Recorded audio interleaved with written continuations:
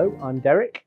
And I'm Eloa, and we're here in this episode of Derek Draper's Space to talk about Chapter 5 of Create Space, Space to Share. The lesson that opens this chapter is as follows. You need to create the space to be in touch with and share what is really going on for you if you are to have real, rich relationships. And of course, the premise is that this is completely applicable at work, in corporate or in business environments. The story in this chapter is of Beata. Do you want to give us a little tidbit about that story? Yeah. So Beata ran a team in a big global company, right? Quite complicated because she had some people working for her, other people worked with her that reported to someone else. There was other people who were regional, some global. But she ran a team that was selling spirits, right? And they weren't doing that well, right? Which surprised everyone because they were a popular team. They liked each other. Everyone thought that they would work, and they had all various kind of, the skills, their experience, the level of their intellect, the creativity was all pretty high, right? It should have worked as a team, but it wasn't working. And when I was asked to go and kind of work with the team to try and figure out why, as the story, I won't spoil the story, but the story basically is that I was flummoxed, right, for a while. I also saw this perfect team, and then I realized, well, hang on a minute, perfect? Why would it or should it be perfect? And again, to cut a story short, the problem was that the team was too nice to each other, right? So they could only share positive things, positive news, positive ideas, positive feedback, right? And it was really holding them back because, of course, on a subterranean level, there was some negative thoughts. There was some disagreement. There was some personality conflicts, right? They were being repressed, right? Partly because of who Beata was, right? And so we worked really hard doing some of the things that we might talk about to try and get that team to kind of shift into a much more real emotional space, right? Because emotions are not just positive.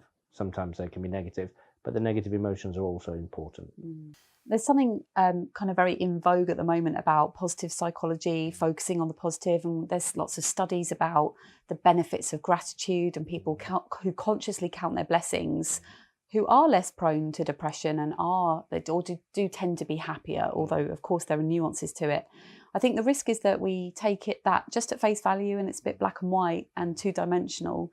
And it sounds to me like that's what Beata's team had internalized, that there wasn't any value or any space or room for the less positive emotions that are a bit more painful and uncomfortable. Yeah. And what it squeezes out, by the way, is vulnerability. Yes. Right. If you're only positive, if only the positive things are allowed, then you don't have that vulnerability. And vulnerability is Brené Brown is a great theorist of vulnerability, a fantastic TED talk, a great book. You have to put yourself sometimes into a place of vulnerability at work because that is the real thing, right? There was a really interesting study done by Google. It was a multi-year study called Project Aristotle, and there's a brilliant article in the New York Times about it. And what they were doing at Google was trying to find out how to create the perfect team. So going back to that word perfect, but the most high-performing team, like what was it? They did loads of cross-sectional studies and they couldn't find any patterns. And for people working at Google to not be able to find patterns is quite a strange thing, right? So eventually they stumbled upon research about norms, about what is it that groups of people internalize as their habitual ways of being. And that led them to the studies on psychological safety, which I think really connects to this stuff about vulnerability. So you write about psychological safety in the book, which is the work of Professor Amy Edmondson. Can you connect the dots for us between, firstly, what is psychological safety, and then how does it relate to creating space to share and to teams? Yeah. So psychological safety is the idea that within that group of people, it's okay to be wrong, be sad, be vulnerable, Be human, be human, right? But and actually, and be stupid, right? To say something stupid, right? To make a mistake, to ask right? stupid questions, to ask for help, right? All of those things that make us kind of, how's that going to be interpreted? What Google, with the multi-million-pound study, have proven is that actually those things don't make a worse team right? Or look at that team sharing all their vulnerabilities and, you know, sort of allowing people to admit that they've made mistakes, right? We'd never allow that in our team, you know. Well, your team won't perform as well as that other team. Fact, right? It's been studied with huge amounts of data. It's that notion that it's safe, psychologically safe to be yourself and to, as you say, be a human being, right? And so, you know, that's the culture that a team should be trying to create, and an organization should be trying to create, right? And if you do that, then people will share more. It has all sorts of effects, you know, things that people cover up because they don't want to admit their part in it, right? Or they don't want to spoil everyone's kind of sense that everything's going well, that can lead to catastrophic mistakes in certain and catastrophes in certain industries. You know, will be lessened if you have that notion of psychological safety. If you're allowed to be yourself, then you bring your whole self to work, right? Levels of engagement are higher. You know, that it's a sort of massive effect that this notion has, and the book goes into a bit. But as you say, people can read, you know, the article in the New York Times or Amy Edmondson's work, and really get their heads around, well, what does this mean for my team, and how can we kind of bring it into our team? It's a favourite topic of mine. I could bang on about it all day. At CDP, the leadership consultancy that you founded that I work for, we have a team model, or a model of team dynamics, that also connects into this idea of creating space to share. Do you want to share that with us? Yeah, so, you know, what we try to do at CDP was in consultation with some clients who had team issues. We sort of tried to work out, well, what are the kind of key elements of a team, right? And we worked out that there were 3 Ds, right? The first is direction, right? So you have to have purpose and goals and motivation, right? The second one is delivery. So you have to actually produce stuff, right? Whatever you're supposed to produce. And that's about structure and planning and accountability, all of which are kind of very important. But the third one is D for dynamics, right? And the dynamics are the internal dynamics and the external dynamics, and then the overall culture. And what we would say is that a successful team needs to be looking at how it's working with itself on an emotional, psychological basis, right? Psychological safety, as we've discussed, would be like a key thing that you were trying to bring into that. But also, how are you dealing with external relationships or connections, right? What are you willing to share externally, right? And again, are you going to make yourself vulnerable, right? Are you going to go to a client and say, well, actually, we're not that good at that, so maybe you should go elsewhere, you know, turning business down because it's not really the best thing, right? You know, so again, anathema to lots of business people, but actually the way to build trust, you know, trust is at the heart of this, right? You know, and, you know, the mistake that people make without thinking about it is to think that if you're honest and open and yourself, then you will create issues of trust, right? Because if you tell me that sometimes you can't do things or don't do things, right, how am I going to trust you? But actually, if you tell me something I already know because I see it, I'm going to trust you. And when you say I'm going to do that, or I can't do that because I'm going to believe you, right? Because we've established trust. I think it's at this point in the book where when I was reading it, I started to really see the dots all joining, because what you're saying there goes back to, for me, to Reku with the rushing, which we talk about in the chapter and the episode on creating space to reflect. Rushing, trying to be a yes person, trying to always deliver.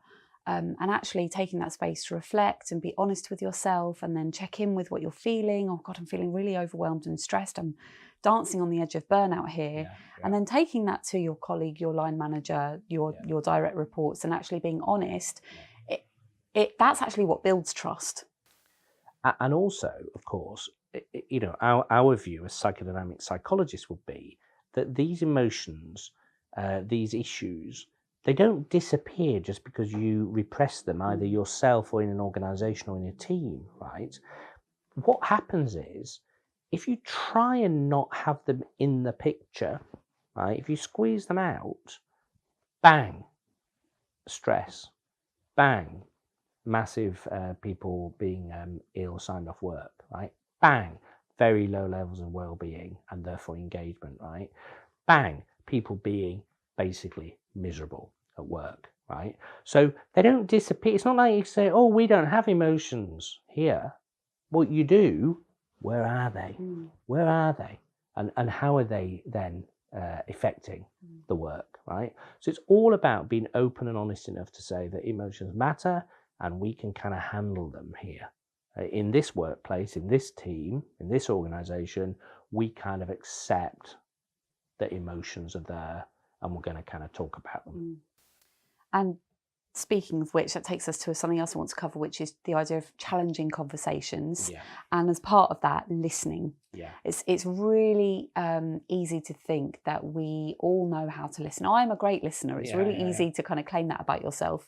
But in the book, you cover the coactive model of listening, which has got 3 levels. That's right. So I might say what I think they are, and then you can sort of. So the first level of listening is really about paying attention to yourself. In a sense, it's quite negative. It's quite good because you're kind of reflecting and checking in with what you are feeling or thinking, but it shuts the other person out. It's that kind of, oh, what am I going to have for dinner when I get home tonight? Oh, I'm hungry, I'm a bit bored. So it's that focus on self rather than on other.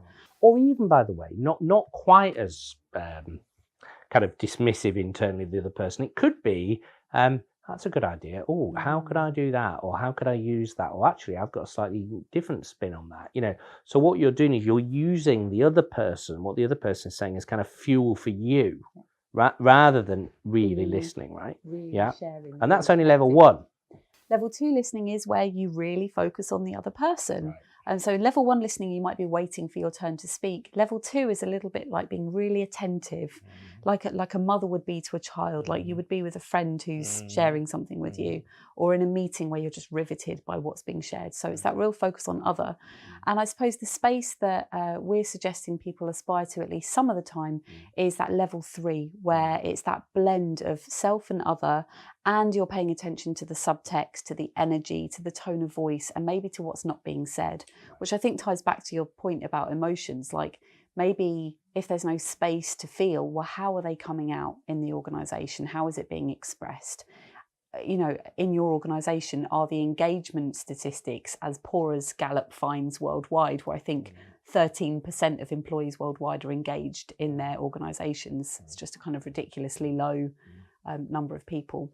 So is there anything else you want to say about listening and then challenging conversations? What you're reminding me of is when I first trained to be a psychotherapist, I did that in California, and the course was a brilliant course, and you started doing supervised practice straight away.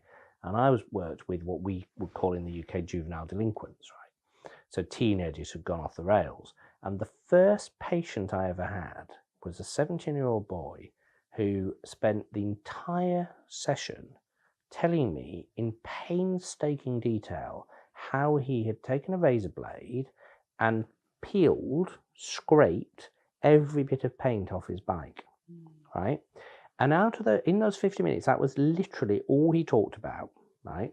And occasionally would say 1 or 2 other words or even a part of a sentence, right? And because as part of therapy, you're training to do that 3rd level of listening, when we finished and he left, I felt that I was exhausted. I felt as if I never listened more to anybody. And what had he been telling me, right, by doing this thing? And it was the moment that I realized that this is what I wanted to do for the rest of my life, right? But now I do it with kind of CEOs and business people, and they don't normally tell stories like that, but in another way they kind of do, right? So you're right, you know, that notion of really listening is absolutely crucial, right, to this notion of sharing that we're talking about in this chapter. I suppose the metaphor is the iceberg, that you can pay attention to the bit above the water, or you can pay attention to the whole iceberg. I think that's right. Yeah. And actually, level 3 listening is the iceberg and everything else, right? It's the seagull that just flew over and the thing over there that happened. And yeah, absolutely.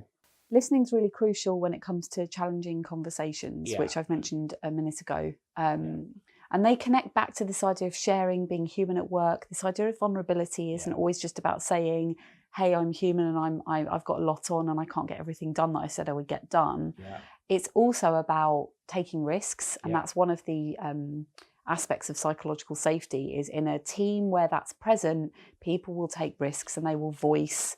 So the example that's given is the nurse who sees a doctor misadministering medication. Will she speak up? Does she feel safe enough to do that? Or the air traffic controller who sees a colleague making a mistake where lives are at stake, literally moment to moment. Well, there was a very famous study where a psychologist went into various hospitals and found a surgical team which had the absolute highest level of success, and she decided that she would try and find out what was it, right? And she looked at various things. It's not dissimilar to the Google psychological safety thing.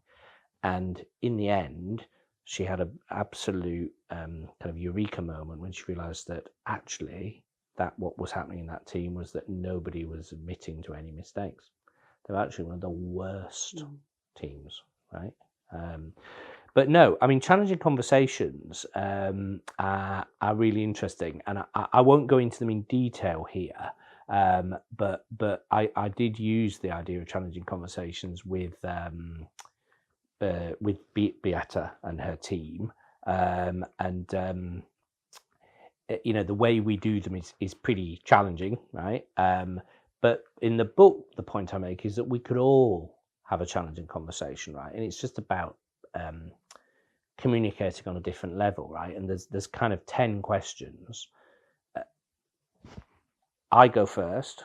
You don't get to talk, right? I get to say my 10, and then you do the same. You say your 10 to me, and then we can talk, right?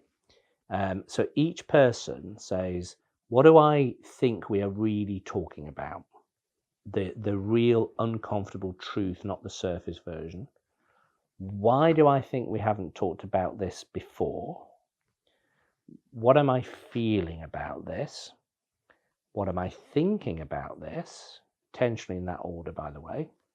Why do I care about this? What will happen if I do nothing? What's my contribution to the way things are? What do I want to happen now? What will I do? And what am I asking you to do? And when I've given my answer to those questions, you give yours, and then together we talk about what do we commit to doing. Now, I've done this with, you know, really senior business teams, right? In several places around the world. I could also do it with my wife tonight over dinner, right? I can't actually do it with my 12-year-old daughter, right? I could do it with a friend, you know, we could do it if we had time, right? Check it out, and it's an amazing, powerful thing that can surface things. I used it with a team once of a big household name UK company, and it was 2 guys and a woman. They were the 3 leaders, if you like, and one of the guys had worked with the other guy like years ago in the same company, and then he got off to somewhere else and come back, and it turned out that they had an issue, and it went all the way back to something that had happened about a faulty thing. I won't say what it was because it might reveal 8 or 9 years ago, right? And they had a conversation when it came up. They had a conversation about that faulty thing, and one of them had a misapprehension about it. Quite a simple thing, right? And when they realised that, they first of all they started laughing, then they kind of stopped and actually started crying almost, right? And they hugged each other. And you were thinking, like, guys, why have you not talked about that before? For 9 years, it has affected your relationships at work, and it's affecting this leadership team and the performance of this business at a national level, because you've never had a conversation where you were willing to say, actually, what am I really bothered about here and why? Right? It's extraordinary. I think it's such an extraordinary example of why feelings are relevant in business. That's right. And the impact that it can have when we avoid them. And what I like about the chapter and what we've discussed today is that you're putting structure to it. Because I think the thing with feelings is they can feel quite frightening, quite overwhelming, that's right. that you might go there and it might just go on and on and on. And actually there's a really structured way of dealing with it. Yeah, I think that's exactly right. Okay, thank you so much, Derek. I hope that's been as interesting for you as it has for me. I love talking about this stuff, could talk about it all day. To find out more, head over to derekdrapers.space and join us for the next episode.